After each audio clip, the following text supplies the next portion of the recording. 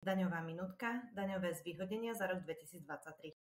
V daňovom priznaní si môžete odpočítať dva druhy daňových zvýhodnení znižujúce základ dane a daň. Čo patrí medzi zvýhodnenia znižujúce základ dane? Nezdaniteľná časť základu dane na daňovníka na seba vo výške 4922,82 eur. Daňový odpočet na manžela alebo manželku vo výške 4500,86 eur. Príspevky na doplnkové dôchodkové sporenie, tzv. tretí pilier, maximálne 180 eur. Čo patrí medzi zvýhodnenia znižujúce daň?